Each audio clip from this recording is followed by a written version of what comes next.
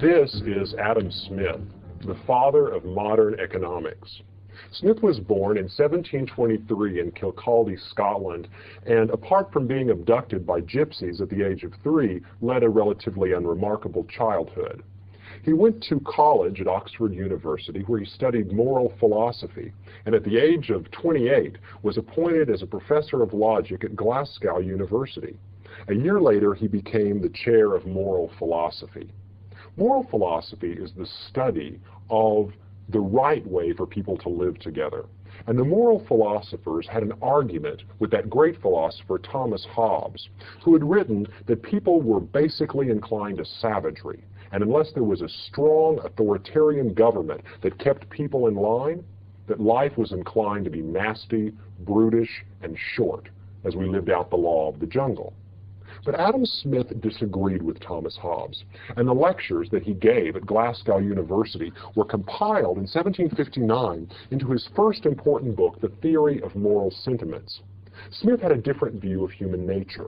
He believed that we were hardwired to be compassionate and cooperative, that indeed there was a benevolent providence who guided us through the moral sentiments to get along with one another, to be trusting and cooperative, and that this nature was what made us capable of the production of great wealth. In this book, Smith argues that the foundations for civil society are our moral sentiments, our hardwiring towards respect for one another. Now, a few years later, in 1776, after Smith had moved to London, he published what has become his most important work, An Inquiry into the Nature and Causes of the Wealth of Nations.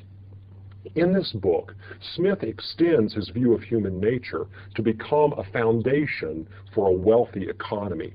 Smith wrote this book about the time that the British Parliament was passing all kinds of laws to impede trade among countries. It was the aim of England to get more of its own industries exporting. This is a philosophy called mercantilism that believes that exports are good because they bring in money from abroad, whereas imports are bad.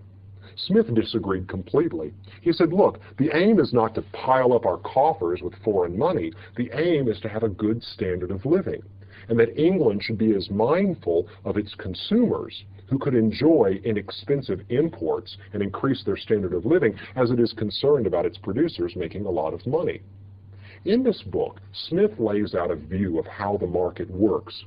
It is his belief that individuals, by pursuing their own self-interest, are led as if by an invisible hand to create an economy that is wealthy and productive. In fact, Smith argues that we more often create wealth by following self-interest, that is, responding to our own assessment of our talents and our opportunities for making money, than when we intentionally try to do something good for the economy. Consider a passage from this important book, a passage that's often quoted to explain the way wealth is created. It is not from the benevolence of the butcher, the brewer, or the baker that we expect our dinner, but from their regard to their own interest. Every individual neither intends to promote the public interest nor knows how much he is promoting it. He intends only his own gain, and he is in this, as in many other cases, led by an invisible hand to promote an end which was no part of his intention. Nor is it always the worse for society that it was no part of it. By pursuing his own interest, he frequently promotes that of the society more effectually than when he really intends to promote it. That is, if you want to create a wealthy country, that is, if you want to have a commonwealth, the best thing, Smith argues, is to assess what it is that you're good at and look in the economy at where it is that you can make a profit. Because as individuals make profit, they're adding profit for society as a whole. Now, remember, Smith wasn't saying that we should all be selfish. Self-interest and selfishness are two subtly different things. Smith believed that we would be pursuing profit and commercial gain in the context of a society in which people had moral sentiments. That is, respect for one another, respect for property rights, respect for the law, respect for telling the truth, and the accurate representation of their goods and services. If people were basically ethical and compassionate and collegial, then the pursuit of self-interest was the most effective way to make the country rich. Smith, on his travels in England, observed an instance in which he saw the benefits of the market economy. Here was a pen factory in England, a place where straight pens for clothes were manufactured. Smith walked into this factory, and what he saw was a remarkable division of labor. He saw that the tasks that went into making a straight pen had been divided so that each person had their own job to do.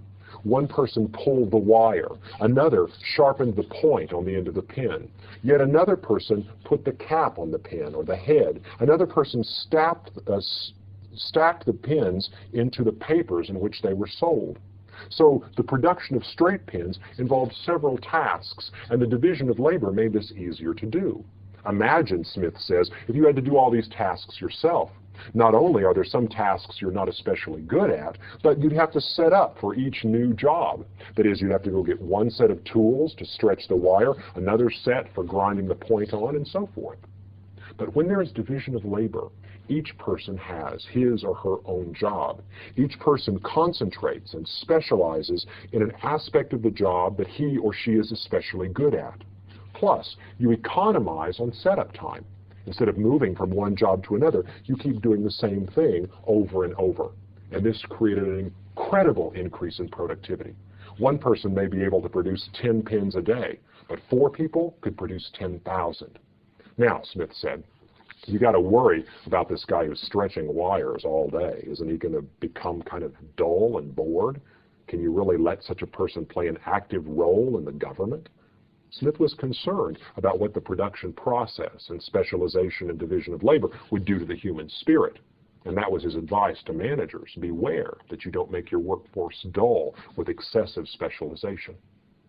But it's this invisible hand that sticks with us, this belief that by each of us doing our own thing, in the context of an economy where we respect one another and property rights, that we create the wealthiest possible outcome. Now, Smith was concerned about cases like pollution, where people were doing what they thought was good, but at the same time imposing costs on other people. He was concerned about monopolies, where a concentration of economic power could lead to inefficiency. He was concerned about cases where one person knew more about the good being traded than the other person, so that trust could break down and people behaved defensively. He was also concerned about the poor and how the market didn't always provide for them. But in the end, it's hard to tell whether Smith is really coming down on the side of saying that laissez-faire is the way to run the economy, although he definitely believed in a free market, or whether he's saying that these exceptions, these problems that can arise in a laissez-faire economy, justify more involvement from the government. You can read the books either way. Either Smith was a free marketeer, or he was a careful apologist for the role of the government in the economy. Whichever way you look at it, it's hard to forget that individuals pursuing self-interest, creating something of great wealth, that metaphor sticks with you. And it seems that Smith laid down the challenge to all future economists to justify government intervention because, he says, leaving people to their own best lights about how to make money is the surest way to ensure the wealth of the nation.